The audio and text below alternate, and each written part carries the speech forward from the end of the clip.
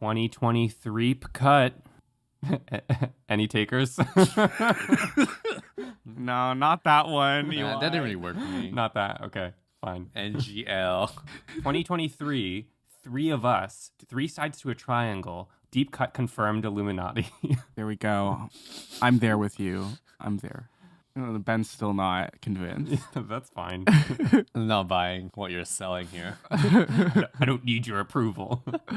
Just kidding, I do. I'm Wilson Lai. I'm Benjamin Yap. I'm Eli Sands. You're listening to Deep Cut.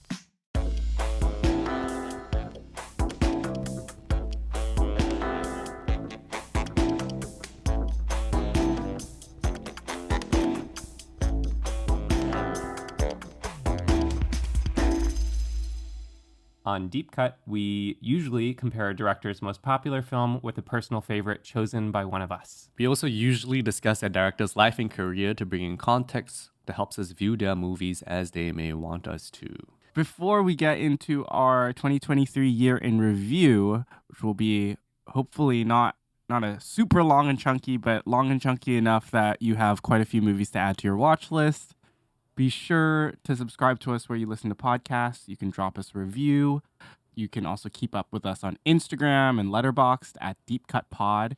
And you can talk to us about movies and more on our Discord server, to which you'll find a link in the description. Heads up, once this episode drops, I think we're all going to drop our long lists on the Discord, so come check it out. Firstly, let me lay out how we're going to talk about our year in movie and TV watching. So we're going to do a general overview first, where each of us talks about our year in movie and TV watching, and then we'll jump into honorable mentions from each of us, and finishing off with our top 3 movies of 2023. So let's get the ball rolling, guys. Let's not waste any time. How was your 2023 year in movie and TV watching, Ben? It was fine. Yeah. I think 2023 was weirdly a bit of a disappointment because there were so many auteurs coming out with like big movies, but none that really took me completely that I was hoping for. Were they good movies? Yes, but they weren't like good movies that I love. If you guys catch my drift. I think I do. But it was definitely a very exciting year for movies in terms of new movies to watch. For me, the big thing in TV watching is that 2023 was the year that I decided to watch anime. Yeah. And that really just destroyed my watching time because I watch so much anime that I can't even keep up with TV anymore because I'm just watching anime constantly on my commute. Incredible. I'm so proud of you, Ben. I'm going to shout out some really quick ones. Scott Pilgrim Takes Off is really good. It is anime, even though it's in English. It's by Science Saru, same company that Masaki Yuasa is in, but he didn't actually work on this. Wasn't. He's gone now. He's gone. I didn't know that. He left Science Saru. That's a scoop. This year. I didn't know that. Yeah. Yeah. One of the biggest animes in Japan right now, Spy X Family, is fantastic. I'm going to show you guys this thing I have that I bought. He's rolling away from the mic. Rolling back. What does he have? It's Anya A little statuette. Oh, so cute. from Spy Family, which I love because I watched that show and I laugh. And Bochi the Rock I really love. Attack on Titan finally finished. Really good series. And I watched this really old one called Nana, which I really, really love. Super dated, but also really good and quite unique, I think. And for TV, I want to shout out Reservation Dogs, which nobody's talking about, which probably is my favorite TV show of last year. Even more so than some of the more big prestige films, because Res Dogs just gets character, gets community, and is able to build this world in this reservation that it is set in. That's my TV watching, I guess. Nice. Nice. On to you, Eli. Okay. Yeah. I think I've been thinking about my year in movie watching in the context of what kind of year it was overall, both personally and globally, being alive during this time. Professionally and personally, this is a year when I've been more busy than I ever have before, and due to that, I've watched fewer movies than I have in the last handful of years since our time at university together. And then globally, it's a weird time to be alive, and I think it's fair to say a dark time to be alive. All those things have made me really think about why I watch movies, or I've been reevaluating what I want in movies. Right. In trying to put my finger on it, it is in one way or another movies that engage with this moment. And that has led me to things that are incisive and angry, or things that are calm and pleasant, but also in their own way engaging with what it means to be alive and functional right now. As we go through our movies, I'll sort of maybe do some categorization around that, but to me, I'm really looking for art that has that instructional utility or application and is leaning into the discomfort of life right now in different ways. I'll also say, per Ben's note on TV watching, that my single favorite piece of audiovisual media of the past year was hands down Succession, season 4. So great. What a great season. It's the best. It's completely troubling and ugly while moving with a lot of compassion. It's kind of the thing to me that straddles both categories, where it's certainly angry and it is very wounded. We could spend a whole episode talking about Succession. Which we kept saying we would do, but we didn't. Yeah. Yeah. Whoops. BTS. It's never too late to go back. But it's also the thing that I find myself thinking about the most from this past year and revisiting and watching episodes and clips again. It's really staying with me. And I still have more unpacking to do even, 6 months out from the end of the show. Yeah. I remember last year when we were talking about these like rich people stuck on an island movies. Yeah. And I feel like we completely missed this sort of like, it was like sitting right in front of us that Succession was such a great portrait of the top 1% that feels very necessary still in this climate. Yeah, whereas those movies get stuck on blaming individuals for the ills of wealth. Right. Succession has a really firm grasp on the system around wealth and what exactly enables wealth to perpetuate itself and enact evil in the world. Yeah, great. We'll save that for maybe a future surprise episode. Wilson, what about you? 2023 in movies? Yeah, it was a crazy movie watching year. I don't think I watched as much as I wanted to watch, and I feel like I really got bogged down by new releases. Not saying that the new releases weren't good.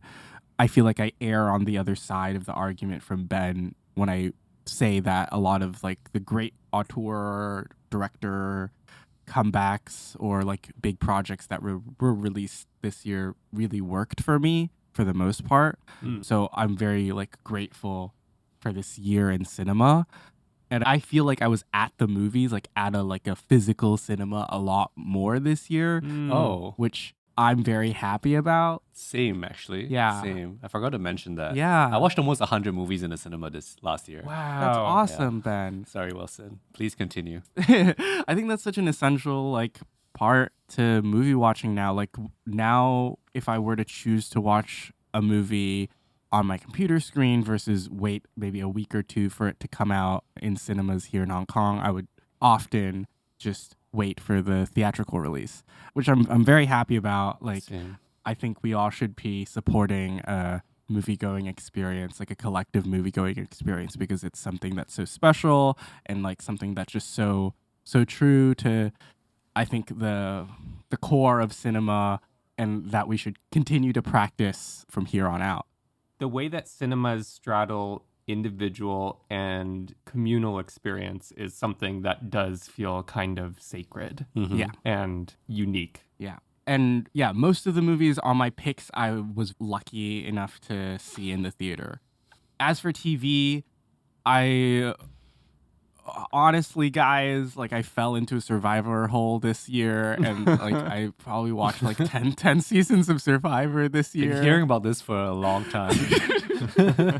That's absolutely insane. How would you do on Survivor, Wilson? What would be your strategy? How would you fare in the competition? I think about it all the time, and I think every season that I watch is research for me to take information on how people are playing the game. This is doomsday prepping. And well, it's not just survival, right? It's like it's a social game. You have to one up other people. You need to lie. You need to deceive people. I think it's very interesting. You like observe social dynamics. I'm not going to speak more, but I will say that the newest season, which is season 45, is really, really good. So if anyone wants to start, 45. and yeah, they release 2 seasons a year, so it's been like half the amount of years since it started. But it's been a long time, 45 years, and it's still going strong. It's like doing really well in ratings. So go watch that. But I also really loved, I guess similarly in a similar kind of reality TV area, I really loved Jury Duty this year, which was this small show on Peacock, Amazon Freebie. It's something. Yeah, I think it's it's an ad-supported streaming service. But that's really, really good, and I don't want to spoil it. It's so funny and a really great, easy watch. Yeah, that's it. That's my movie and TV watching for 2023. Awesome. As always, it's fun to see your reviews on the things that you're watching and talk about what we've been watching too. Yeah. Wilson, I know that you just came off your experiment of writing a review for every movie that you watch. Oh, right. Oh, yeah. That was the whole thing. Actually, yeah, I want to speak a little bit about that. My 2023 goal for Letterboxd was to write something substantial on every single thing that I watched that year. And I did manage to do it. And I think it was a great exercise to have. And as someone who, I guess, before always favored doing like the one sentence like joke review rather than like thinking about a movie and trying to like sort of boil that down into a few paragraphs. It was tough, but I think I'm glad that I forced myself to do it. And now I can just rest and not do that for a long time. But it's great. And I feel like I was able to think about movies a lot more, even though I was sort of sometimes I was like dreading watching a movie because I realized that I would have to write a review on it. But yeah, both sides to the coin. Guys, I just shook up my top 10 list. As I was staring at it, I shook up my top 10 list. Oh my God. What the shit? He just shuffled it. He pressed shuffle. Nah, not really. A little bit. If I can shout out a couple of my favorite reviews of yours from this past year, from Wilson, Lost Love, and The Creator. And from Ben, your review of The Makanai, Cooking for the Maiko House, and Millennium Mambo. Those are good reads. Go look for them. The Millennium Mambo one's barely a review. Damn, Eli, I need to go to your letterbox now. No. I'm going to shout out all of Eli's reviews because they're all good. Yeah, they are. I don't have any specific one in mind. It's true. Well, shucks. Thank you both. That's kind. Okay. Well, maybe let's roll into talking about some movies from 2023 that we want to do a little brief aside on. I've come to really look forward to this, and it's part of how I think about my movie watching in the year. Like, what am I going to have to say about it? What do I want to ask Wilson and Ben about it? I think to kick it off, maybe let's get a big convo out of the way. Let's do it. First. Let's do it. Oppenheimer and Barbie. We teased this on our, I think, Showing Up episode. And there was a bit of a disagreement brewing amongst us. Yeah, I was unhappy. So, Wilson, I want to know, what do you love about Oppenheimer? What grabbed you? I think Oppenheimer is the culmination of Christopher Nolan's life work. Sorry, I'm laughing, but I'm very, very serious where I say that I think very rarely does Nolan do stuff that is very character focused, or I think it's more like plot focused, but I think this, where he sort of channels this energy of propulsive filmmaking into a story that is quite internal, feels very novel for him. And I think for me, it really worked. And I watched this twice in the theater because I think there's just such a distinct way that he edits this movie and all his movies, where I think not a lot of other directors can actually replicate. And I think that's why it really stands tall in this year of filmmaking, because of this propulsive storytelling combined with this really intimate character study that I found to be very fascinating. And like the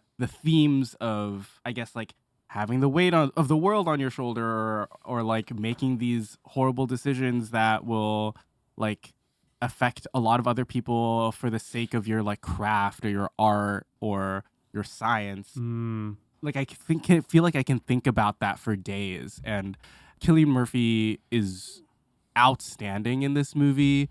I never really paid attention to him before watching Oppenheimer, so yeah, it's a 5-star movie for me with a rewatch, which like sort of confirms a 5-star in my head. Like I feel like you watch a movie for the first time, you give it 5 stars, and then you watch a movie again to just make sure that it's actually 5 stars.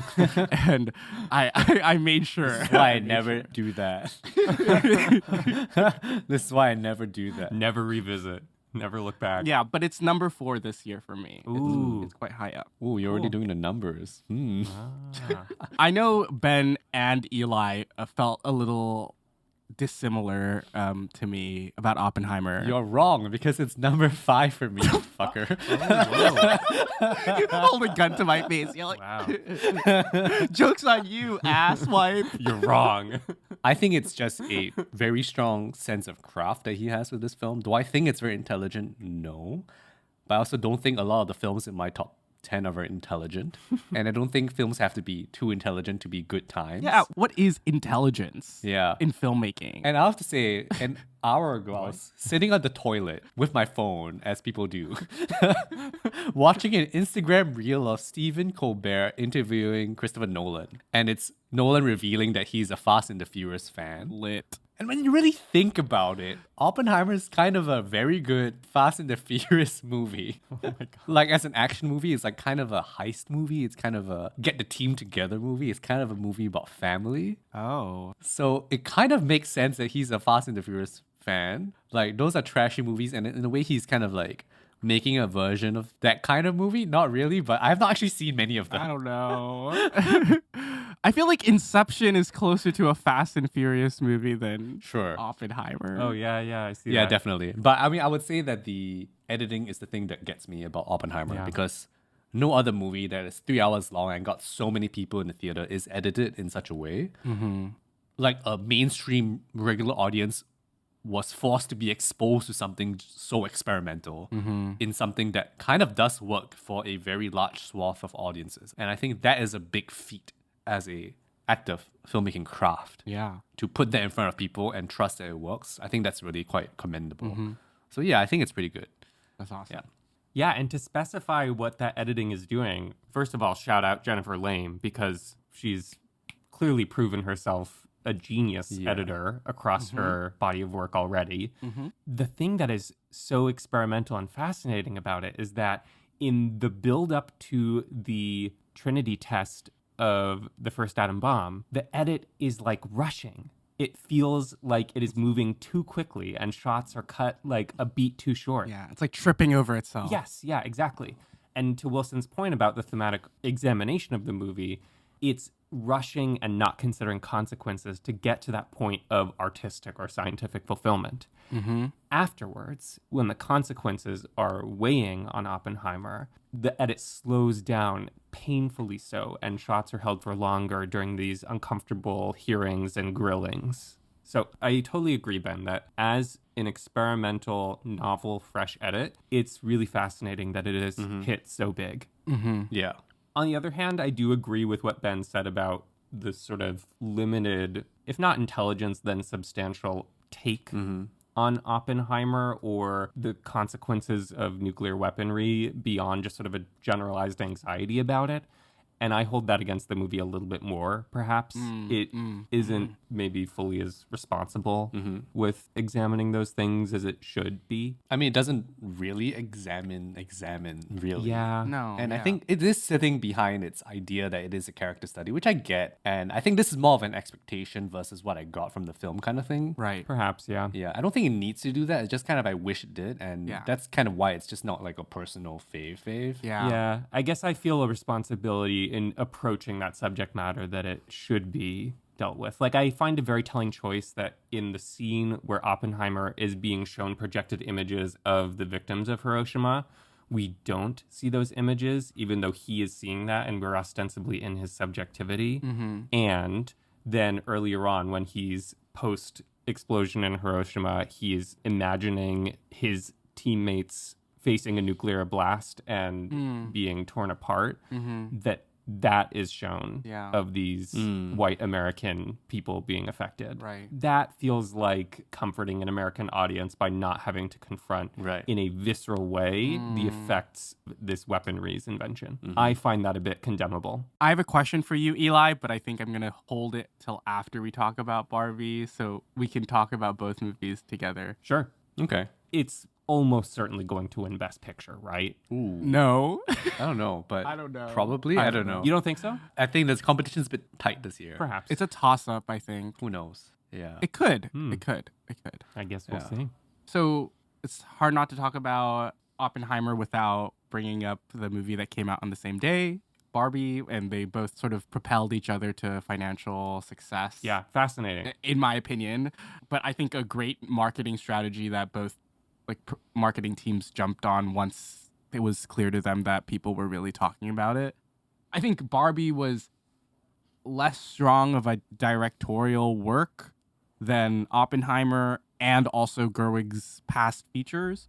I think it was still a really interesting thing that she did with existing toy IP, and I feel like this is starting a wave of a lot of different companies trying to replicate the same thing, but I don't think they will get as close to what Gerwig and Baumbach did with this Barbie script. Seen it from a mile away. Yeah, it's playful, it's quite fun to watch, and I understand the 4-quadrant appeal that this movie has, and I'm glad everyone's here for it and spent money on this, and yeah, all props to Gerwig and team. I like Barbie. It is number 8 on my list. It's number 7 for me. Because I had a good time. I watched it on my birthday with a friend. We were a little drunk and I had a good time. Nice. And I think most of it comes down to also, similar to Oppenheimer, I think, a bit of a gambit as a film. Yeah. Right. How do you turn this thing into, literal thing into a movie that has no story? And I think they do succeed. Oh, yeah. And I think I rate it higher because of the fact that it is working within the constraints of something that is kind of a difficult juggling act. Right. How do you do IP movie and also kind of make it work in this way that it's a unique production? So I think the credit goes to not just Gerwig, but also I guess Margot Robbie, who's a producer on this. Yeah. And the way they were able to package this for an audience as well as for a client essentially. Because Mattel is a client for the film. Yeah. That as a craft of the business of filmmaking is quite interesting. Yeah. Yeah. And the way that they were able to slice it through the middle, that's quite impressive, I think, that they were able to do that. Well said. So I think that's really why I think I had a lot of fun with Barbie. I think from a production design standpoint and a performance standpoint also is pretty fun. And yeah, as Wilson said, a great 4-quadrant movie. So yeah, it was a pretty good year for blockbusters, I think. Yeah. It was probably my favorite comedy of the year. Oh yeah. Actually, definitely. Oh, interesting. It was not mine. Barbie's 37 on my list. Yeah. But that's not to say that I didn't enjoy it. I guess I didn't see a ton of comedy this year. I also think talking about Barbie, we can also talk about the general state of Hollywood filmmaking. And I'm so glad because the past few years I've been sort of ragging on these fucking superhero movies and saying how done I was. And I think this year the general audiences sort of followed suit. I think everyone was we don't want this anymore. We don't want sub-tier filmmaking with these action figure dolls, superheroes that churn a lot of money into and not a lot of effort, creative effort and oversight into. And I think it's showing. The cracks are beginning to widen, and I think the superhero movie industry is going to be setting up for a massive crash in the next few years, which I'm really crossing my fingers for. Sorry, I know a lot of people will lose jobs, but I hope it's happening. It's kind of already crashed. Yeah. It's already kind of crashed. And I think from you saying that, I realized I don't really watch much mainstream Hollywood movies this year. I don't think I watched that many of them. I'm looking at my list now. Yeah, I don't think I did either. That's actually a good thing for me because I think I was able to seek out more interesting movies that I wanted to watch. Yeah. Mainstream superhero movies are thriving in the animated realm, though. Ooh. I will say that I enjoyed both Spider-Man Across the Spider-Verse and the new Teenage Mutant Ninja Turtles Mutant Mayhem movies quite a bit, both. Yeah. I loved Across the Spider-Verse. I liked Spider-Man. Yeah. It's my 8th spot. I didn't really particularly like Ninja Turtles. But I watched it on a plane, so it was a little different. A little bit of a different experience. It's not perfect. It's fun. Yes. Yeah. Okay. I have a big question for Eli. So you were talking about how Oppenheimer, when they were you never really saw Oppenheimer come to terms with the atrocities that he committed or he helped commit. Similarly, I just watched last night, I watched The Zone of Interest. Oh boy. I was like looking for your review on it, Eli, because you said you had a lot to say about it. Yeah. But I couldn't find it. Yeah, I've not published it yet.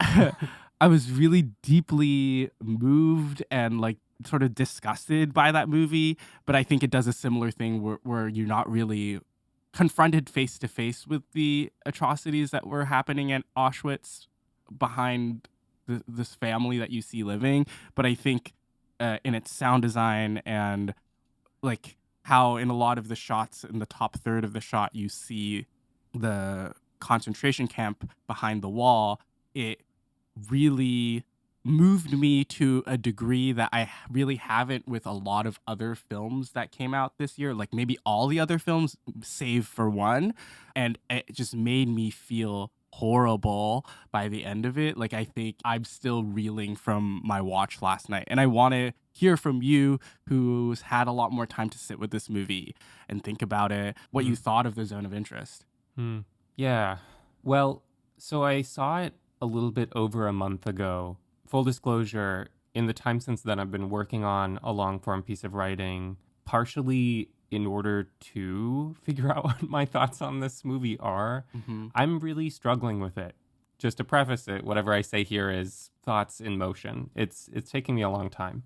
I notoriously online have a complicated relationship with movies about the Holocaust. With this one, about 80% of the runtime was exactly what I expected it to be from the trailers and from what I'd heard, which is that placid view of the Haas's everyday life with the, as you're describing in the upper third, or in the soundscape, hints of the atrocities that bolster their everyday comforts. My understanding is that the movie makes that aesthetic and narrative choice to be very critically cold and distant in order to prompt an intellectual engagement with how they build their peace and everyday life on top of the horrors of Auschwitz happening just over their back wall. Yeah. This can lead to this sort of autocritical questioning of what do we build our own peace off of day to day? What do we abide by? And the problem there is that that's something I grasp intellectually, having just seen the trailers and heard about the movie and the premise. And furthermore, from having read about the Holocaust. And furthermore, from being Jewish in the 21st century and being alive in the 21st century and thinking all the time about the ways in which my life exists on top of suffering. It's an unresolvable problem, and one worth exploring in film, I would argue. But that requires a nuance that I don't think The Zone of Interest possesses. To make a movie about that problem in a vaunted, I would argue, semi-self-congratulatory art house milieu is perhaps a bit naive on Glazer's part, and morally perhaps simplistic. What I'm looking for is something more, or something new to say. Those passages of the movie just left me with a feeling of, what else is here? When it comes to what the movie does differently, there are peaks of something a little bit more wrinkled and nuanced at the end, but they're very dark things. There also is something kind of novel and really interesting to me here in what the Haas's gain by working at Auschwitz and living this life. It's implied that the Haas family came from a lower status and have gained a lot of social capital by operating Auschwitz. Haas's wife especially seems to relish those social benefits. She both actively disregards the atrocities that are providing her with those benefits, and she scorns anyone and anything that at all risks some kind of moral judgment on that manner of profit. And then there's sort of the other section, which is the night vision sequences where Mika Levy's score comes in and someone is planting food for the camp inmates. That's so good. With all of these things, I get the point, and I'm sort of asking, because these are ideas that I've encountered before thematically. We all know the banality of evil. I think my conclusion is that those ideas and these narratives about the Holocaust, both on the side of perpetrators and survivors, I prefer to encounter outside the medium of film. It's not where I need to go at this moment, at least. I find the zone of interest perhaps formally daring, but also a little bit formally grotesque. Yeah. I'm not really into what it is selling at this moment. And having said that, that could change. I don't know if I'll be rewatching it anytime soon, but I'm certainly continuing to digest it through the act of writing. Maybe that'll be online someday. I'm looking forward to it. Ben, did you watch it? No, I don't know when I'll be able to watch it. For me, it was really quite haunting. It worked. Like, I don't think there was like questions in my mind until after I watched it where it was like, oh, why? Why was this made? Yeah. And trying to think around intention. But I do think that there's a really interesting way that Glazer holds you at a distance and doesn't allow you to sort of connect with the Haas family, even though you see them for most of the screen time of the movie. And it's just really cold and an unmoving portrait of these people. And like what sticks with me is not really their actions, but what is sort of unseen, or what is heard but not seen, or what is implied but not shown. Yeah. And I think also like the construction of the film is really interesting, and how they shot with multiple cameras at once. And it wasn't a heavy hand, I guess, from the camera's perspective, but I think it led to a effective outcome for me. I'm going to speak a bit brashly, and again, my thought on this may change. To me, that distance puts us, the audience, in a position of moral superiority that I find a bit cowardly and naive. I again find myself coming back to this question of why these choices and why this movie, and what is it really adding here? I see myself asking you similar questions about a different movie, Wilson. Is it the one by Scorsese? I don't know. Is it? Well, if you ask me the one about Scorsese, but I think we have to end with it. We have to end the whole thing with it. So Yes, I don't want to know. talk about it right now. I already know that. Okay, sweet, cool. We can move on to other honorable mentions. I already knew that. I have a top 10. Should we just run down the top 10? Yes. Before the top 3, and then we can talk a little bit more about the top 3. Yes. So, I mean, we've talked about Oppenheimer and Barbie, which are both in my top 10, actually. Wow. Which is surprising and fun, actually. I really benefited from Barbenheimer. It was fruitful. I'm going to start with my first honorable mention, which is number 10 on my list. I watched this last night, and I just shuffled my list when I was staring at it. And this is How to Blow Up a Pipeline. Yes. Yeah. Which I thought was very lean, muscular movie. Good adjectives. Very well made, simple, but structurally also quite interesting with the flashback structure. So I thought that was very well made. And there's something about it that felt put together, but not in an auteur sense, which I found very fascinating. That it didn't feel like it was really trying to announce itself as, oh, I'm this cool new movie. It was just, let me make this movie. This is exactly how it should be, and I'm just going to do it bam, bam, bam. Yeah. And ethically, I don't know how I feel about it, but Yes. pretty interesting. And I can see why I had to watch this online. I don't think this will ever come out in Singapore. Yeah.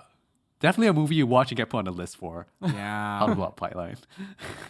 I loved How to Blow Up a Pipeline. You guys both like this as well. Yeah. Yeah. And you said in your review, Ben, something really great that sort of ties to your point you were making about the film, how it's sort of like ego-less filmmaking. And you really see it in the credits as well. It's like co-written by a few of the stars. Yeah. A lot of the stars produced it. Yeah. It is truly an ensemble piece. I don't think you can really single out someone as like a lead or a main character. Yeah. And everyone carries their own weight. Everyone has their own backstory. It moves like a machine. Yeah. It's chugging through like so much. And it sort of reminded me of the pacing of like something like a Nolan flick in the way that it just didn't. It's like kind of like Oppenheimer. Oh, yeah. It didn't stop. Yeah. Ethically speaking, like whatever, fuck it, put me on a list or whatever. But I really dug it. Like I really fucked with it. Like I was like, if you can't do this type of activism in real life, I think the second best thing to do is to show people how to do it in movies. Sorry. Sorry. I didn't mean it. Any government operatives listening? The comments made by Wilson are not deep cuts. All comments made by hosts of the show are their own. That's all I'm gonna say about how to. It was a bit. I meant in Minecraft. It was a joke. Last year, my favorite book that I read was How to Blow Up a Pipeline. No.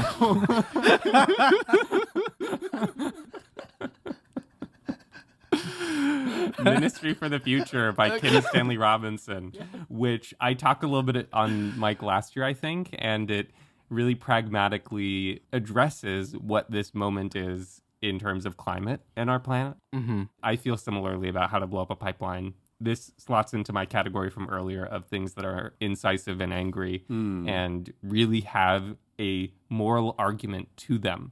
Whether or not you agree with that argument, it exists and it is strong and it makes the movie more compelling. Okay, next, somebody else. Great. My number 10 pick, similar vein, I think, but in a sort of gentler kind of way, is Evil Does Not Exist by Ryusuke Hamaguchi. Both of you know that I love Hamaguchi and his filmmaking, and this is sort of a crazy turn after his Oscar-winning Drive My Car. Beep, beep. He said that he wanted to take like a pivot after Drive My Car and do something really small, and this is about a small town in Japan and a corporation that wants to come in and build a glamping site there, and the residents fighting back against it. And I think similarly speaks to themes of climate crisis and preserving the environment and this sort of way of life that you can have there. It reminded me of a lot of my time in Japan this year as well, so that's why I really loved it.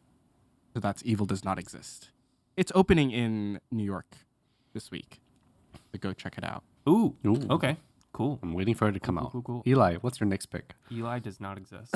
It's not in my top 10, but I'll throw out Ari Aster's latest, Beau is Afraid, mostly because I'm still thinking about it. It's not a movie I even necessarily like, but it is pretty bold and adventurous, and there are passages of it that I think are really compelling. On the other hand, it goes very literal and reductive in some places and really hurts the movie overall.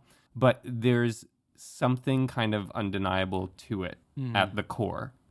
I remain on the Ari Aster train. People told me I was really going to hate this one, and I don't outright hate it. I'm just looking forward to what he has to offer next. And I hope he gets back together working with Jennifer Lame, because clearly she helps him structure in a way that I think his movies benefit from. Great. Didn't care for it. Back to you, Ben. Back to me. Ben is Afraid. Number 9 for me is the Leah Seydoux starring Mia Hansen love film, One Fine Morning, which Nice. I don't even know if this is a 2023 movie, but I guess this thing kind of slaughtered right into my Romarian kind of interests.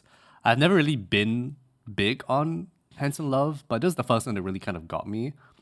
It also co-stars the lead dude from A Summer's Tale, which I was like looking at this man. I was like, who is this man and why does he look so familiar? And I was like, oh yeah, he's that annoying little kid from A Summer's Tale. But anyway, Now he's old. I thought it was really good because you just get a really strong sense of Seydoux's character and you just really feel her as a person. And it's, French and sexy, and she's like, there's affairs going on, of course. It's just really quite simple, and I really liked it for that kind of character study and depiction. That's really all I have to say about it. Love that. Yeah, it just made me feel something and like think about it as I was watching it, and I liked it. Is there a moment from it that's sticking with you?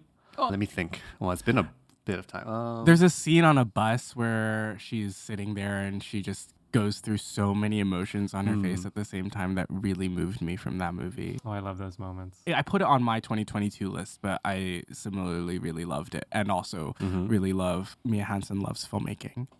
I just liked it. Yeah. There isn't really any one moment. Like, I think you kind of live with it, and it's just kind of feels like real life, especially with the filmmaking and the way that it is. Yeah, I think about the way their sexual relationship kind of progresses as well. Yeah. Like the way that it uses sex in their relationship. Like sometimes he's like kind of just in it for the sex, and sometimes he's not, and she kind of is in it for the sex. So like that is kind of an interesting thing. Yeah. Like what they want shifts across time. Yeah, and the whole backstory of it being like this thing where he's her late husband's friend Yeah. as well is also kind of fascinating. And the kids are also really good. The pacing and structuring of the film is also really, I think, really well done. And it's very gentle. Yeah. And it sort of sways back and forth between her sexual relationship Yeah. and also her relationship with her father, who is losing his memory. And it's ill. Yeah. Yeah. I think I want to watch this. It's great. I think you'll like it. I think, especially this kind of film, you really just need a central performance that works and a character that you care about, and that will seal the deal. And I think in the previous Hansen Love films I've watched, I didn't have that. I think Liz Sadu is just so good Yeah, she's a great actress. in general, you know? And that's kind of what makes it for me. Yeah. Moving on. My number 9 film is Rain Allen Miller's directorial debut, Rye Lane, starring David Johnson and Vivian Oprah. Oh. It's such a lovely rom-com, and I think I've just been seeking that in my life or seeking that in the film world this year, and it really delivered. I love the colors. I love the anamorphic cinematography. It's genuinely hilarious, like a lot of the time, and this romance at the center of it is so infectious. Yeah, I just don't think... It's just a lovely time. I don't think that there's anything I would say that sort of goes against this movie. I like really, really support it. And I think a lot of people slept on it when it came out earlier last year. Yeah, I thought this was charming, although I would say the colors were a bit too much for me. His eyes couldn't handle it. That's just me, though. It was like a little too much for me.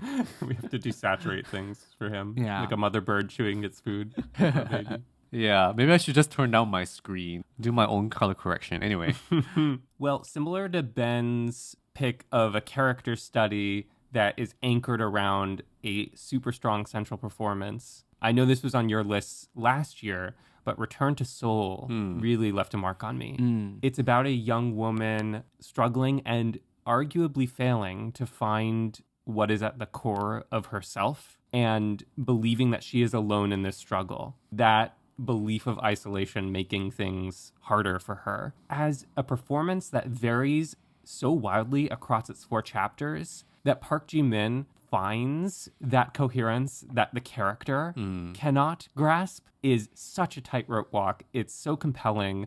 I think the direction is really electric, and the use of music, the way she dances and moves, it's just always gripping to watch and watch scenes with Freddie play out, because she's very volatile, but also very sensitive and hurt.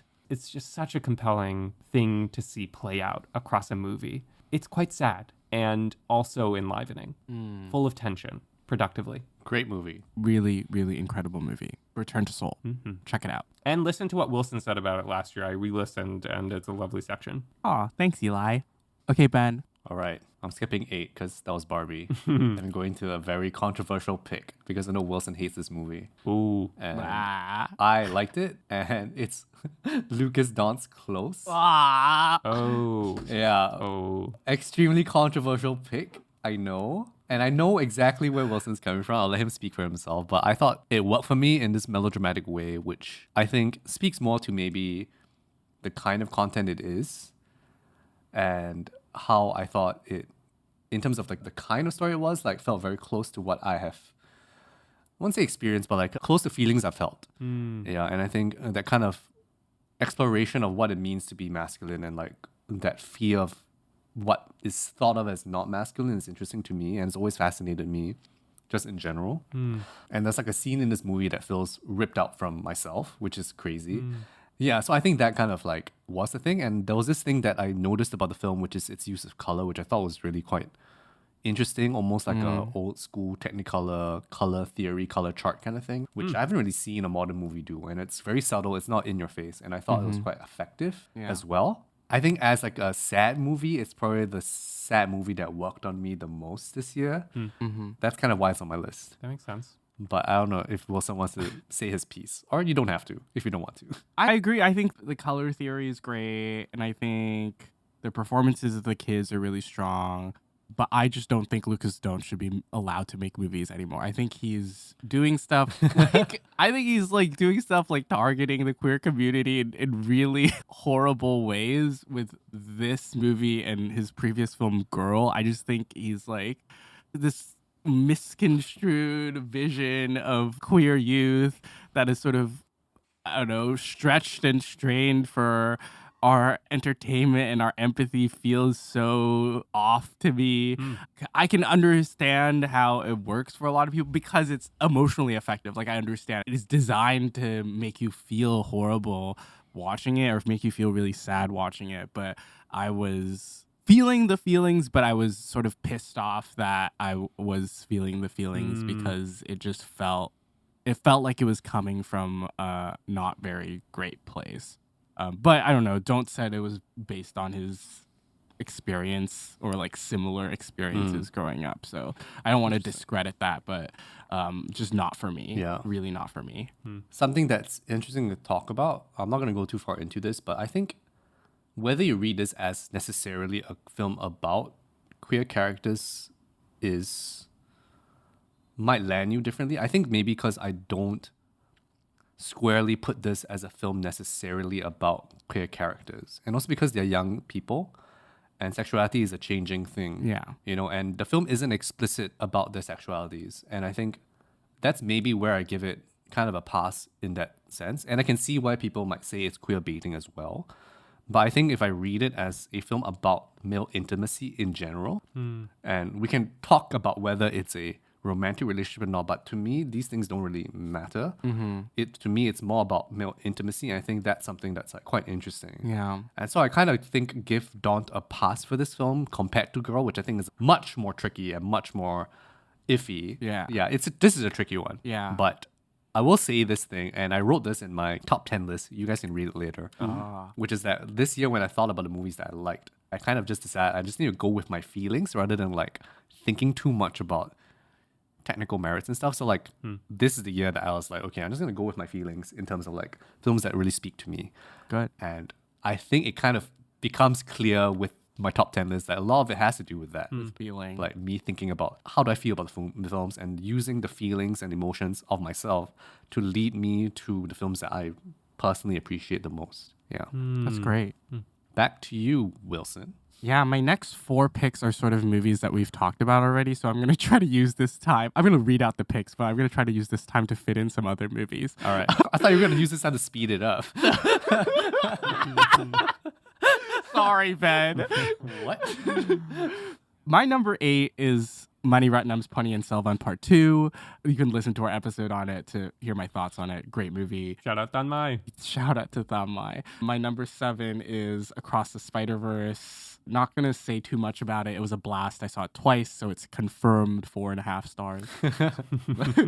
Great time. Just wish it came with the back half attached to it, and now we don't have to wait. Yeah. And now I feel bad for like thinking about all these animators that are just going through hell right now trying to finish this movie. So sorry to those animators. You really just take your time. If it takes 3 years, go for it. It's fine. Do not rush yourselves. My number 6 pick is Todd Haynes' May December. You can check out our episode on it. I talked extensively about why I love the movie. And my number 5 pick is The Zone of Interest, Jonathan Glazer. We talked about this earlier. Wow. Very effective movie. Okay, I'm going to use this time because I'm down to 4 right now. So I'm going to use this time to list a few things that I really, really love. My number 11 pick, Ben, you talk about male friendship. I think this is my favorite male friendship movie of the year. It is Felix van Groenen's and Charlotte Vandermeer's The 8 Mountains, this sort of decade-spanning view on this friendship between these two boys, a city boy and a country boy. And later on in life, they build a house together, and it's so beautiful. I I think it just speaks to these special connections that you have with people in your life that you can just really never be rid of. And I think the performances are fantastic. I was able to track this relationship through so many years, and I felt like I lived a life through watching this movie. So great movie. Would definitely recommend. That's The Eight Mountains. If this is your way of asking, yes, I will build a house with you two in 60 years. Let's do it. Oh, wow. Yes. It's 60 years. I'm going to be dead. Or now. I don't know. I got nothing going on tomorrow. Let's build a house. Let's do it. Eli. We built a house. We bought a zoo. They should have called it that. Did any of you catch this? We bought a zoo. I was trying to, but just the 3-hour runtime made it really difficult to fit into my schedule. Yeah, understandably. But you didn't catch my suggestion, which was The Delinquents, which is yeah. not quite the same, but you should watch it. I think based on what you're saying about this, I think you will like The Delinquents, I think I will. which is like number 15 on my list. Nice. Pretty high. Shout out Argentine cinema. You had a good run. Sorry that your new president wants to cut public funding to the arts. Oh, shit. Geez. Ugh, what a world. Were you going to shout out more, Wilson? Can I shout out one more? I'm going to shout out one more. Yeah. This is Tran Anh-hung's The Taste of Things. This is my number 12 movie of the year. Eli just watched it and didn't buy it. Boo. He hated it. Bad movie. He didn't like the taste of things. No. Honestly, I liked it more than I liked the Wiseman documentary. Wow. It's like crazy. Yeah. I just think it's so simple. I think the unspoken 20-minute opening where they're just cooking is so good, and this quiet like immersion leads to empathy for these characters and their relationship to each other. And I think their relationship to the food that they make is something so honorable, and I think it's something that I bought here. Binoche is fantastic.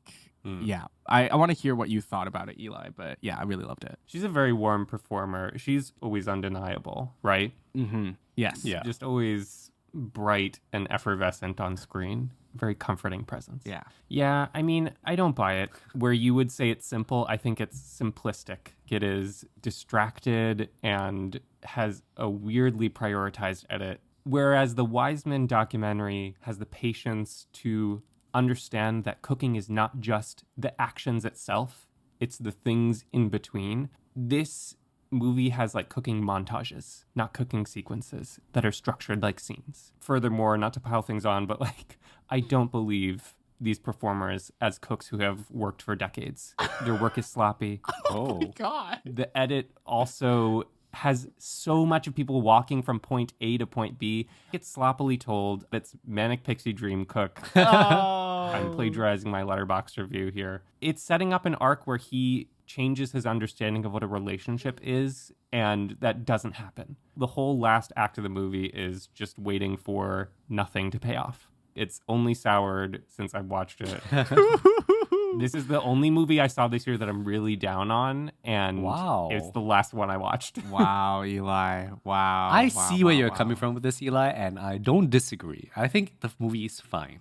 It's a bit too self-indulgent, definitely. And it's not really doing anything. It's constantly golden hour. It can't always Yeah. be golden hour. Yes, when you're cooking that kind of food. It's the kind of thing where you watch it because it looks nice and that's it.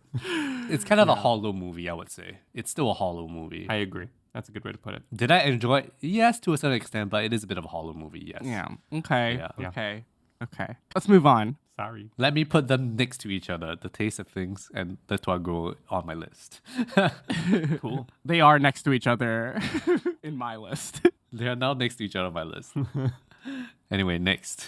While we're tossing out movies that we've already covered, I'll say that in my list are Menu Plaisir, Les Trois Gros, Monster, and some others that we'll get to a little bit later. Ooh. Are these your top 10? Monster and Les Togo? No, I'm just sort of jumping around to Okay. things that I want to mention more than things that are in my top 10. I don't even know what's in your top 10. I'm so confused. That's fine. Eli doesn't rank things. No, but we don't need to know the rank. Numbers are just a concept, man. We just need to know if they are in. Are they in? I don't know. Are they in or out? It's going to shift. Have we talked about any movies that are in your top 10? Your top 10. Okay, Yeah. movies that are definitely in my top 10. Skinamarink. Oh. This year in horror was fun because Skinamarink exists. Wow. It's a movie that I watched the first 30 minutes of in one sitting and was like, I think I get it. Okay. And I put it aside. And then I returned to it, and I was so unnerved for the rest of the runtime. It's very simple. It has a risky formal gambit. It's like trying to do a Bresson thing, but with house. I think it's very effectively scary. And I was really unnerved, and I jumped a lot. And it also got me thinking about fatherhood and childhood and suburbia and this very American obsession with the house as a space that is supposed to be for domestic comfort, but is riddled with anxiety and dread and terror. I know this is a Canadian movie, but oh well. You'll claim it. We'll claim that one. We'll take that one. Yeah, I think it's so effective. I really loved it. I really strongly recommend it. That's a movie that I didn't get to this year, and I would love to check it out because I've heard really, really interesting things about it. I would really love to know what you both think of it. Is it back to me now? Yeah, it's you, Ben. Yeah, go for it. Where am I? Where's my list? Oh, I'm doing this wrong. What do you mean you're doing it wrong? Oh, on my list, I have my number 4 as number 1 because I separated it from my top 3. Oh. My numbering's all wrong. Never mind. It's fine. It's fine. Don't worry about the it. numbers that you were That's saying. fine. Oh, no. Why did you do that? It's okay. The top 3 will exist outside of my top 10. It'll just be my upper echelon 3. So you're doing top 13 now? Listeners at home, adjust your ballot ranking For Wilson's Wilson's movies. Yeah. Okay, I was just doing number 7. So my number 6, we talked about already in the episode. It's Reichardt showing up. Yeah. Which I will say, like, I think the watching of it, I was like, oh, it's okay. But I think about it and I feel good about it when I think about it. And that's why it's up there. Yeah. Confident little movie about making art. Mm-hmm. Very confident. Perfectly said. Good stuff. My number 4, which is actually my number 7, is a movie that I think Eli is going to talk about as well. Oh. And I really loved it. It is Ira Sachs' Passages. Yeah. What can I say? I get so excited talking about this movie because it's so crazy. It is. Yeah. And I think Ben Whishaw as this, like, tortured man caught in this, like, fucking black hole that Franz Rogowski's character is like sort of creating him in himself is, oh my god, I like don't have many words to describe this movie, but it is such a blast. I think we need more bi representation in cinema, and I think this was perfect bisexual representation. And Franz Rogowski's character is so chaotic in it, and he's just like, I think this sort of perpetual like cycle that we see him go through, like going between Adele Exarchopoulos' character and Ben Wishaw's character back and forth. It's just like I couldn't believe what I was watching, and I'm so thrilled I got to see it in a theater. So yeah.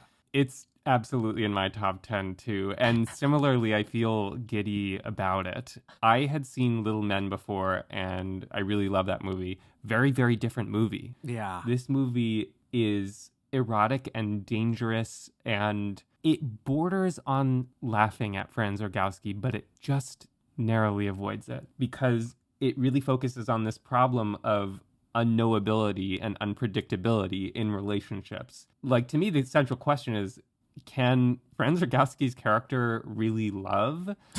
Is he working on his own definition of love? And is he worthy of love as both he and his partners define it? Yeah. It edges towards this utopian balance of a new type of relationship structure that he can't help but shake the balance of and lose everything. Yeah. This all feels encapsulated to me by the central directorial choice, which is dorsal framing, filming characters from behind. Mm-hmm. And those key moments when you can't see Franz Rogowski's face and you see him reveal something upsetting or upending to Ben Whishaw, and you just get to see Ben Wishaw's reaction. Oh. So effective and troubling and a little funny and horrifying. Yeah.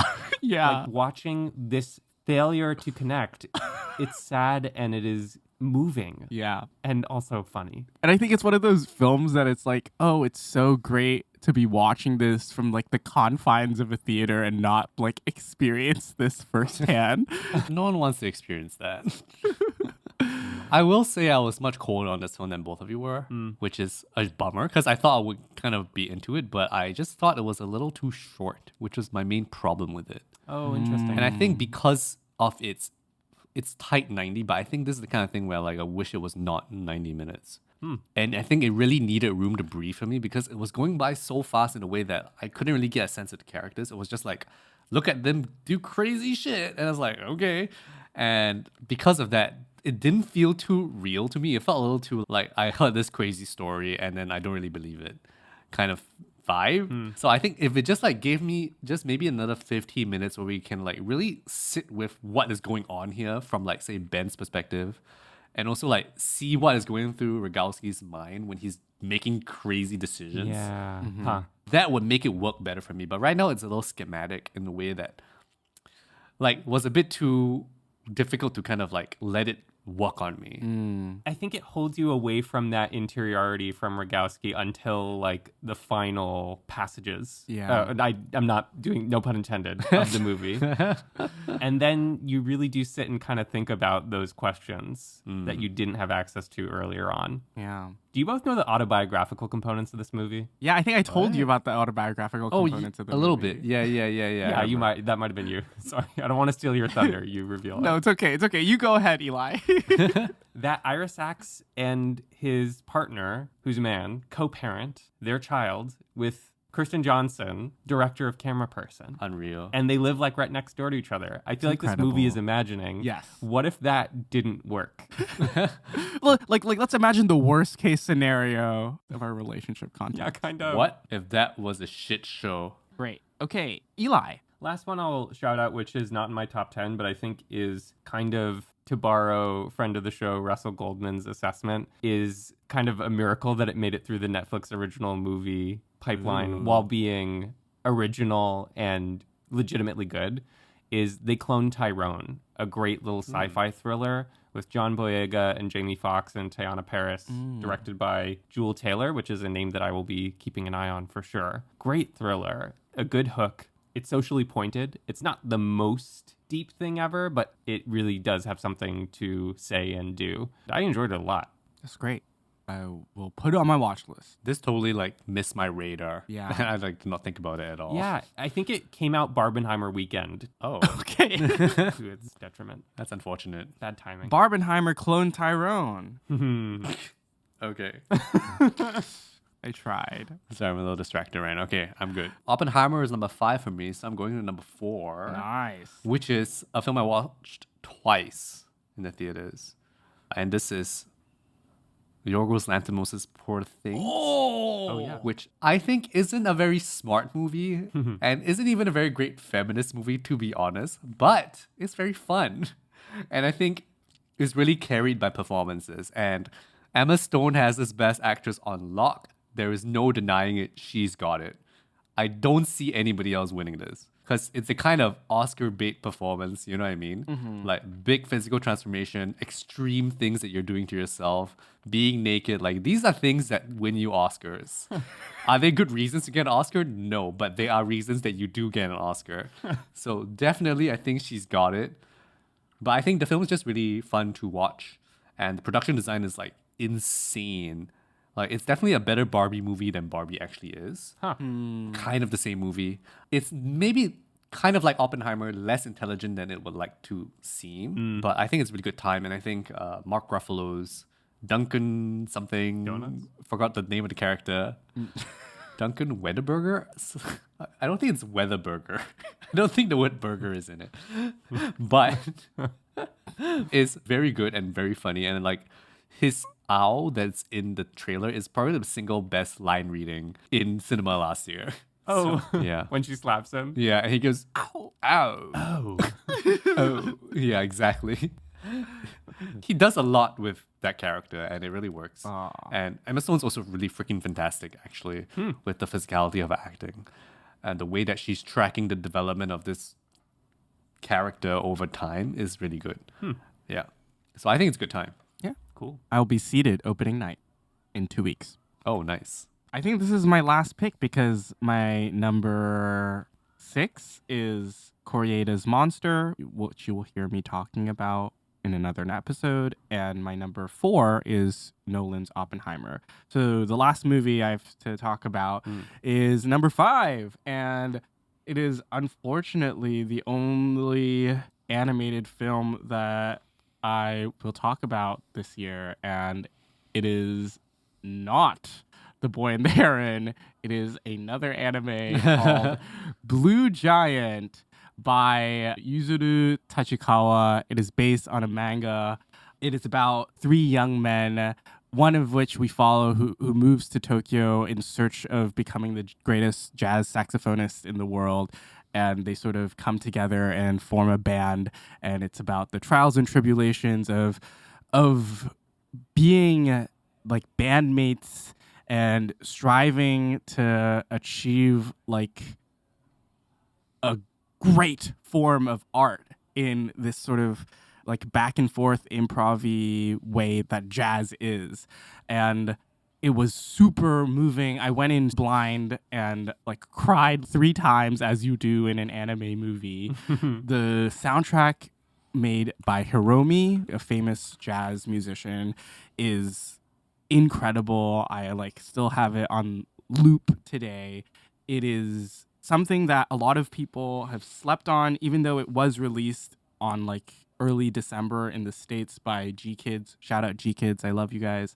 It's just a really great movie with a very strong narrative and emotional through line to it that I related to.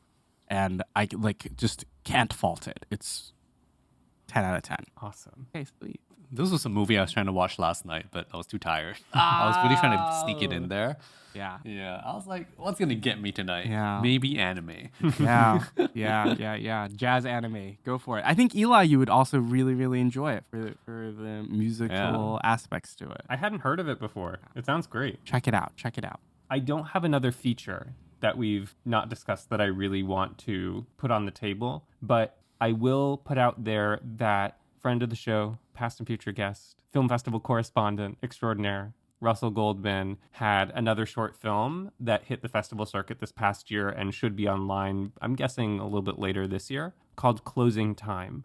All I'll say in terms of plot is that there's a college reunion and something is wrong.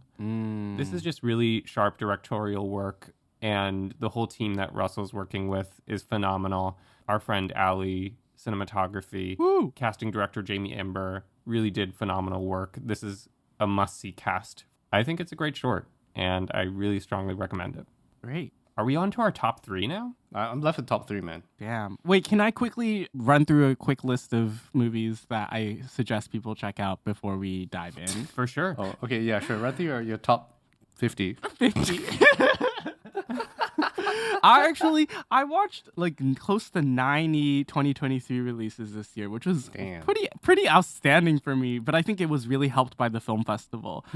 I want to shout out Ulrich Siedel's Sparta, D. Smith's Kokomo City, Shyamalan's Knock at the Cabin, Lila Alvarez's Totem, Anne Huy's Elegies, Panahi's No Bears, and Matt Johnson's Blackberry. Those are the movies that I'm suggesting.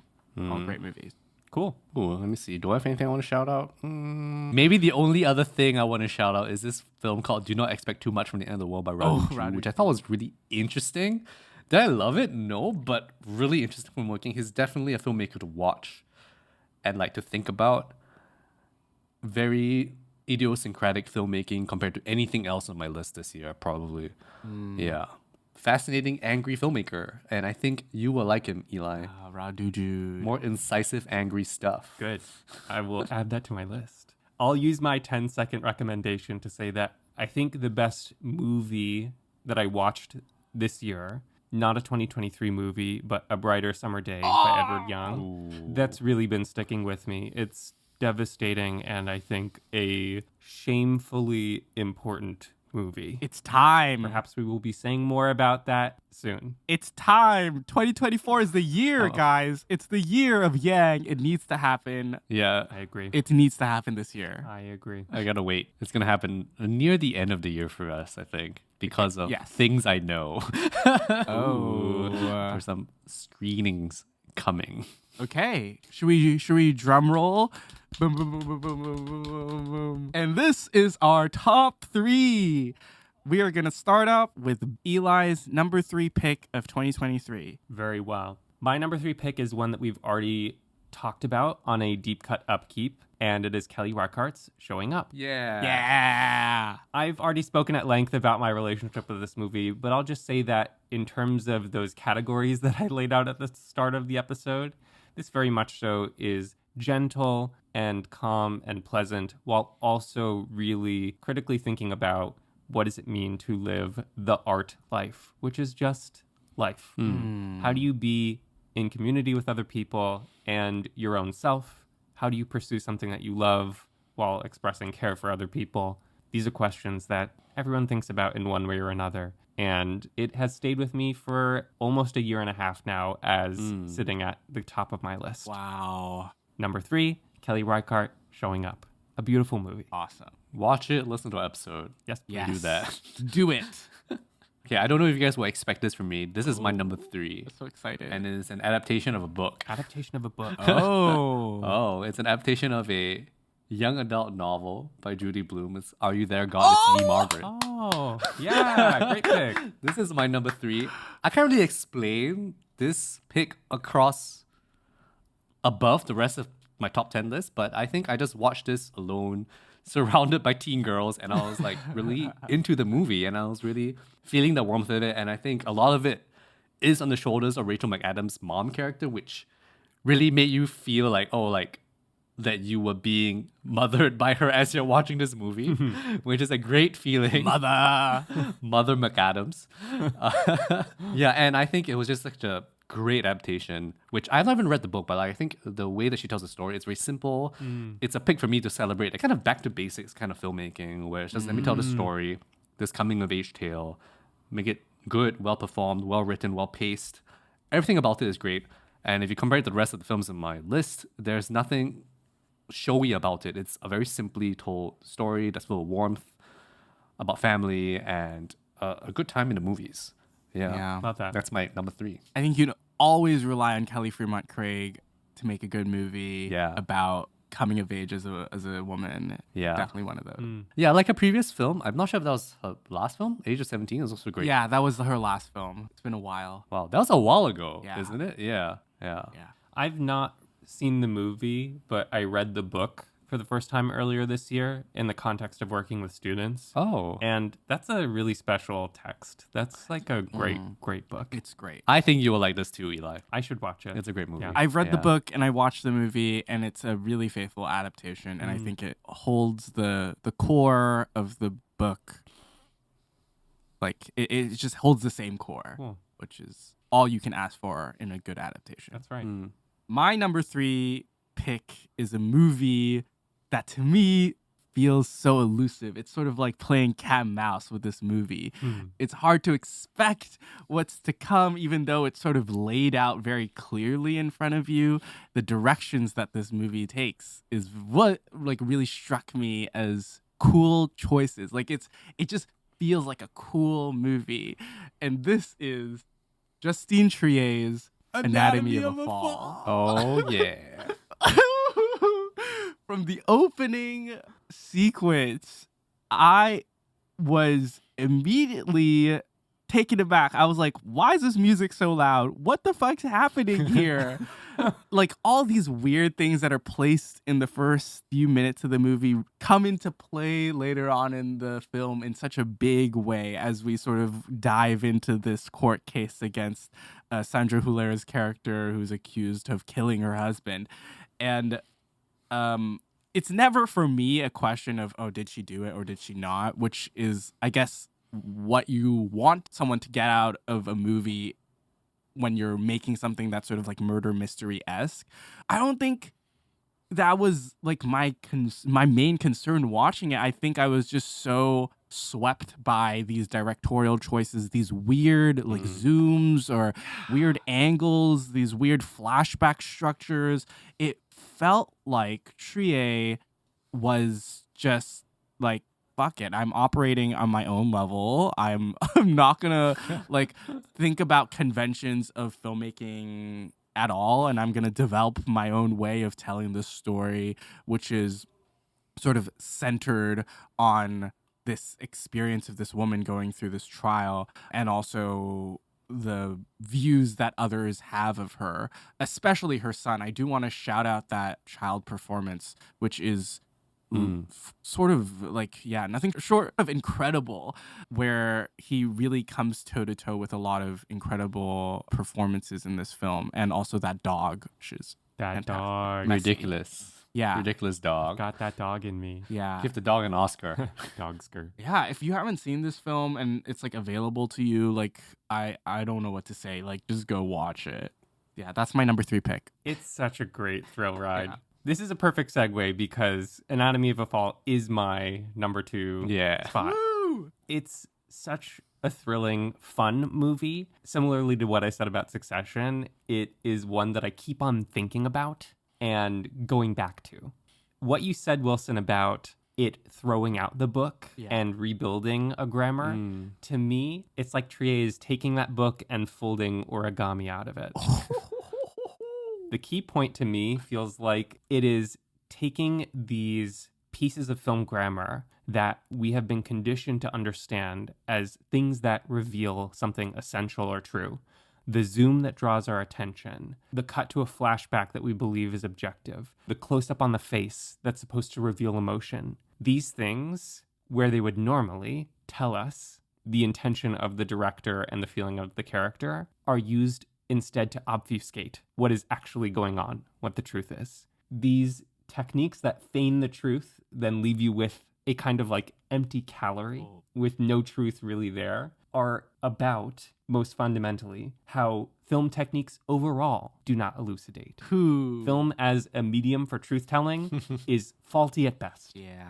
The thing that stacks on top of that is that because this is so embedded within a movie about a trial, it feels like it's making an argument about the legal and justice system Right. as a faulty arena through which to divine the truth. A really effective, thematically sharp movie, and also just a total banger, thriller, fun watch. Yeah. I'm all in on this one. Yeah. I think it's my favorite viewing experience of the year in terms of like a movie that I really loved and enjoyed. But it's not my number 1. I think I know what Eli's number 1 is. Yeah, you probably do. But I'm going to talk about my number 2, which we've already talked at length about, which is Todd Haynes' May December. Yeah. Which, the more I think about the movie, I think it's just such a well-constructed, well-considered, well-written movie, well-performed across the board, just like 10s across the board. I think this is just Todd Haynes and team working at a very high level, and you can listen to the podcast episode that we have on this. It's just so well made, and there's something that sinks under your skin when you think about it, and yet also a good time to watch. And I love that it's just not typical of the mainstream Hollywood cinema. The way that it approaches its story, the way that it approaches something sensational and kind of desensationalizes it, contrary to what everyone makes you think about the movie. It's actually not camp at all. It is something that's almost slow and methodical, and even with kind of Haynes' heightened sensibility, there's a kind of veracity to it that's hard to explain that he's able to bring out even while using very kind of cinematic techniques. You know, he's not using like handheld or whatever to like give you the truth, but he's still making it look interesting and well thought out. But there's something about it that feels very true, even with these like big name actresses to the cast as well. And of course, shout out to Charles Melton, who also is putting on a career making performance in this film. Yeah. May December. I'm really looking forward to this coming out to theaters in a few weeks. So I'm going to watch that again Yeah. in the big I'm screen. so excited for you. Yeah. Okay. My number two pick is something that I caught at Hong Kong International Film Festival earlier last year. It is a documentary that I talked about at length. It is Elvis Lose a Holy Family. I don't think it will ever get US distribution, but that being said, well, I think now is a good time for me to talk about it. You can listen back on the episode, but it's basically a documentary about this guy who's a filmmaker who returns to his family, who's a very like devout, spiritual family that he sort of escaped from when he was younger in order to move to the city and become a filmmaker. And it's about his complicated relationship with his family and over the course of the next few years trying to rebuild his connection with his parents and with his brother. I think this is an incredibly intimate and open and raw film. And I think it's so rare to see documentaries where you put yourself at the center of the film and you try to, through the film, you sort of examine your own relationship to family. I don't think I could do it. I think it really spoke to me in the way that a lot of these Asian films about family examine this complicated relationship or push and pull between parents and children and these different ideologies, but still ending up on the side of like care and love and duty, like at least in this sort of like Confucian idea of family structure and what you need to do. This is probably like the most personal pick from me out of the 10. So yeah, it is a very well told, quiet documentary. Check it out. It's called A Holy Family. That's great. It's online. Okay. Hey. Okay. We're here. We're on to our number one movies. We're here. We're here. We're here. I went back and forth on Anatomy of a Fall versus my number one pick because whereas Anatomy of a Fall might have been my favorite movie of the year, I think the best, most essential, richest text that we have in cinema this year is May December. Oh, Yeah, I knew it. You knew it. You knew it. No, I didn't. Oh, okay. Well, now you know. I know Eli better than you. Yeah. No, you both know me. It is the great American rot in a motion picture, unlike I've seen it before in a motion picture. It's a movie that I will be rewatching many times in my life in the same way that I approach like A Separation, which listeners of the pod will know is a movie that has meant a lot to me and I keep on going back to as a text that is instructive and at the same time deconstructs human pathology and emotion without over-explaining those things. It is the most biting movie of the year. It is the most devastating movie of the year. There's so much going on here. It is an incredibly intelligent construction while also being emotionally effective. A great, great movie. Yeah. Agreed. Love that. I love that. Ben? I think my number one pick shows the difference between me and Eli. Oh. Because my number one pick is actually It's Anatomy of a Fall. Justin Triet's Anatomy of a Fall. Yeah! Because where Eli like decides to pick the one that he thinks is the most well-made movie, I picked the one that I thought was more fun. Yay. Similarly, it was probably my favorite time in the movies in 2023 because I watched this alone but surrounded by French people. In the very first row, sitting at the foot of the screen, and I had a blast because I was laughing my ass off alongside all these other French people, so I knew I wasn't wrong. I wasn't laughing at them. I was laughing with them. And French Court is a riot, and I thought it was such a funny movie. And yet, I think, as you guys have been mentioning, is so good at kind of deconstructing the idea of what truth really is and whether truth really matters in the context of its case, as well as you pointed out in the context of cinema, as well as the reality. And I think the fact that she's able to make a film that is this fun, but also this intelligent and this innovative, and with so many she's just trying stuff out and like making it in an idiosyncratic but very easy to digest way. And this is a 2.5-hour movie and it did not feel that way at all. No. And there are some really standout scenes in this film. Yeah. For example, the one we talked about, I think, before, which is like the one where there's a voiceover during a scene that you were watching, but all the dialogue is Yeah. by like the person telling the testimony. And great zooms in the court on the judges, on the lawyers. Oh, hot lawyer. I think they're both hot. I don't know. I just think it was such a good time at the theaters, and I really, really liked it. I hear there's some supercuts of hot lawyer on the internet. Oh yeah, and hot prosecutor as well. He's entered the ring. Bald prosecutor. shit. Yeah. Anatomy of a fan can. Yeah. So I mean, since I've seen this, it's been at the top of my list because it's really like, you know what? It kind of reminds me almost like old school Hollywood, but like not. I don't know why. Yeah. Like a Billy Wilder. Yeah, like something like that. But like with modern sensibilities and like techniques and ideas of how the film can look and can be like. I think that's on Triet's mind, even in the title of the movie, citing Preminger's Anatomy of a Murder. That's true. True. That's So true. So true. True. Good pick, Ben. Okay, it's my turn. Wilson. It's my turn. And yeah, Ben knows me very well because he called it very early on in our recording.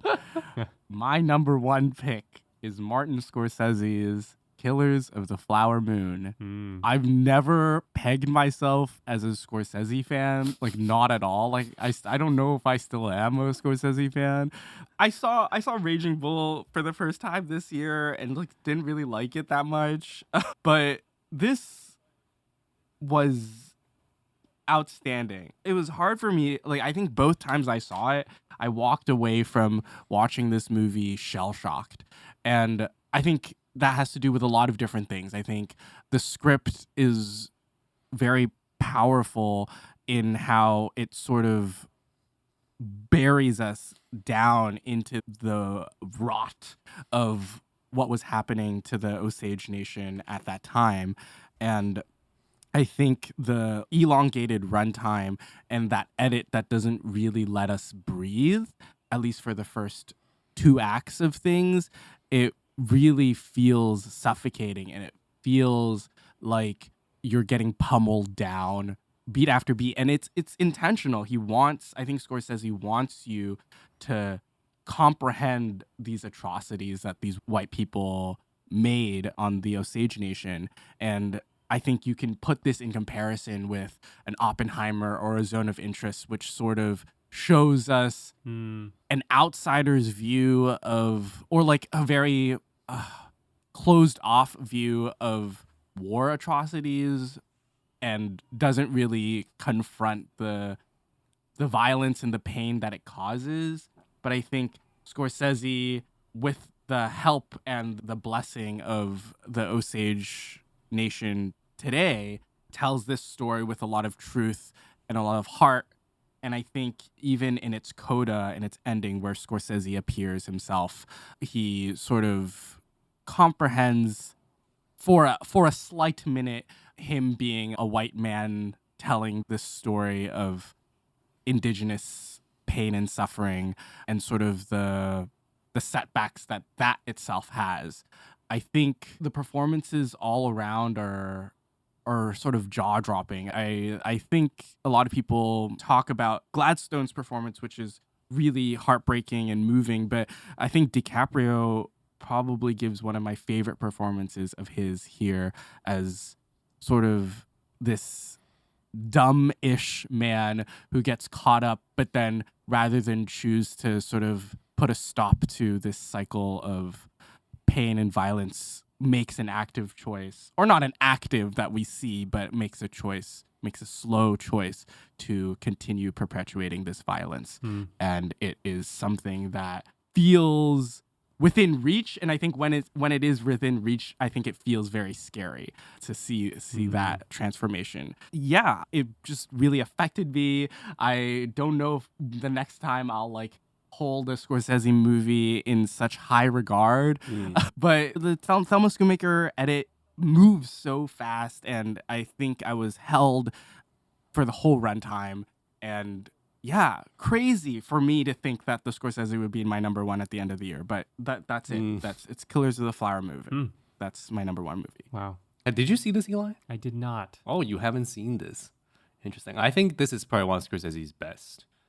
I think also because of the way that he's approaching it with like a newfound like maturity that honestly, like when I say newfound, I mean like quite recently. I don't mean like in his later years. I mean like the last 5 years, less than 10 years, where like he really decided to think about what he was doing with his material. Because Scorsese has always been in the middle of that blender conversation of like, is he glorifying the violence or like the crime that he's showing? Even as recently as Silence. Yeah, and I think in Killers of the Flower Moon, he leaves it almost absolutely clear that he does not condone what he's showing. Yeah. It feels the most clear of any of that. And because it is so cruel, he's not having fun with it. It is not a fun movie to watch. No. It is a painful movie to watch. And I think that's why it's not in my top 10, because I was just like, this is not nice. And it's not really his fault. It's just this is the approach he's doing it. And kind of like reading a book, actually. Like, here's just what happened and this is shitty. Yeah. And because it is based on this book. Yeah. And so I think it is a very daring film that he has made. Yeah. At his age, especially, like to see that kind of evolution is really quite impressive, I would say. So even though I didn't love this movie, I really, really respect it. I really respect what he's doing with it. Yeah. So I think it is a fine movie. Yeah. And to be that person to like reconsider your relationship with cinema and the way that your making of a film is not distance from the material is quite a feat, I think. Yeah. It's really impressive. Yeah, color me excited for whatever he's gonna do next as well. Yeah, after seeing this from him. He's making another Jesus movie. That's what he's doing. Oh, okay. Oh, yeah. Great. That's right. Cool. Cute. That's it. That's 2023. Wow. Justine Triet made the best movie of the year. Wow. Yeah. Landed on all 3 of our lists. Has that happened? Did that happen in previous years where we all had a movie on our top 3? I don't know. The same I movie? don't think it has. Yeah. It's pretty fantastic. Wow. Well, to close things out, what are some plans that you have this year in the way of movie watching or even the podcast? What can we leave our listenership with? I feel like last year and the year before were sort of years where I didn't feel like I had time to put into the podcast. And I feel like this year I'm going to try to make it pretty intentional, like prepping for the podcast and doing the podcast, because I enjoy it a lot. And I think it gets me to discover a lot more cinema with you guys. And I think it's really fun to do. And I want to like sort of continue exploring other directors. As with movie watching, in a similar vein, I don't want to catch as many new releases this year. I feel like last year my watching was like plagued by 2023 releases, for better or for worse. So I want to just go back and watch some old movies. I feel like my body's itching for it. Yeah, I hope we get to see each other this year. I think that is something that's in the books. So hopefully we can also record an episode in the flesh for the first time since we started this podcast. So that's something that I'm really, really looking forward to. Agreed. Hear, hear. I feel like I say this every year as well, which is trying to watch fewer movies from the year, which I did last year. I mean 2023. But I'm trying to catch up on 2023 in the next few weeks still, because I think there's still a lot of films that I haven't caught that like I'm kind of excited about. I think my main regret, if you could call it that, for 2023 is that I didn't have like a filmmaker that I discovered that I really, really liked, where it was like a filmography that I dove into. Because I think almost every year since we started the podcast, there was one filmmaker every year that be like, oh my God, this is my person this year that I'm really interested in. Like it was your Romare year the year before. Right. I had a Romare year, I had a Raikart year, I had a Kinuyo Tanaka year, you know what I mean? Those are like the discoveries, you know? And 2023, I didn't have that, which was a bummer. So I'm hoping to really dive into some filmmakers this year. And some of the filmmakers I'm put on my list are not even new to me filmmakers, but just filmmakers maybe I want to rediscover and relook at. Do you want to say a few names that are on that list? Oh, names on that list. Let's see. David Lynch is somebody I'm trying to rediscover a little bit. Nice. Because it's been a long time since I saw any of his features. So I want to go back in and like rewatch all of them. Naruse I want to get into this year. Fucking lit. Yeah, me too. William Friedkin as well. A weird big blind spot for me, Brian De Palma. I still have not seen a single De Palma film fully. Ooh. Wow. I've only seen half of Scarface. And yet I've seen the De Palma documentary by Noah Baumbach. Yeah, so these are the filmmakers I'm kind of swimming around thinking about kind of digging into this year. But maybe I'll find something different. Maybe you guys will introduce someone to me. Cool. I hope so too. Love that idea. I know so because in my mind I have plans. What about you, Eli? For me, in terms of movie watching, I think I want to continue in the vein that I've been doing it, where it's not necessarily my priority, but I come and go to it as I want to. And it's been more meaningful and rich because of that. Because if I really want to go see something, then I do it. And I make it a purposeful, focused experience. And I like that. I also hope that I find a good discovery this year, something that makes me feel really enthused and intellectually excited and emotionally moved. I hope that our community on Discord continues to grow. I feel really grateful for that. And, like Barg and Losix and Kia, Danmai and Max and all the people who are on there and contribute. It's really fun to get to know them and interact with them. So shout out to you all too if you're listening. Yay. Top priority this year is getting to see you both. Yeah. I think that will be an absolute highlight of the year that I'm so looking forward to. Deep Cut Live. 100%. To watch a movie together and spend time together. Let's do it. Mm-hmm. In sweaty old Singapore. Well, not old, sorry. Sweaty Great. new Singapore. Yeah, we're a young country. Thank you both, as always, for being a part of my movie watching. I'd say it's become one of the primary motivating factors for me watching any movie is getting to discuss it with you both. Yeah, me too. I'm excited to get back into like director series with you guys. Yeah. I like our upkeeps because I think it like keeps these directors in conversation. But I think discovering new directors is something that I get the thrill out of the most out of what we do on the podcast. Yeah. Agreed. Excited to get back to it. Yeah, I think we need to get it moving because I love doing the podcast. I love talking about movies with you guys. Yeah. Yeah. And I need to watch more movies. Yeah. Let's make moves. Let's do it. Thank you for listening to this episode of Deep Cut. Please rate and review because that helps us keep making the show. Be sure to subscribe to us where you listen to podcasts so you'll know when our next episode drops. You can keep up with us on Instagram and Letterboxd at Deep Cut Pod. You can join us to talk about movies on our Discord server, to which you'll find a link in the description. You can share with us your top 10 movies of 2023 on our Discord server. I think we'd really appreciate that. Mm-hmm. Deep Cut is hosted, produced, and edited by us, Benjamin Yap, Eli Sands, and Wilson Lai. Our cover art is designed by Justine Yam, and our theme song is composed by Eli Sands. Debuting the new mix of it, too. Oh, yeah. Oh. I'm excited. Revamped for a new year. I'm Wilson. I'm Ben. I'm Eli. Take care, and we're looking forward to talking about more movies with you next time.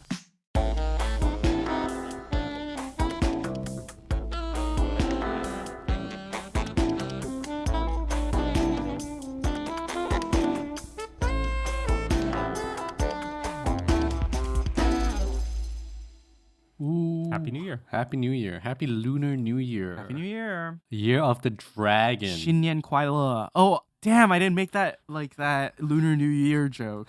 You can do it now. Well, it feels weird now we're done editing. Do it. I'll drop it at the end. Okay, it was Deep Cut is actually following a lunar calendar. So we do not go by Gregorian calendar rules. So instead of 2023 year in review, it would be, what came before the dragon? Wait, what's before dragon? My God, rabbit.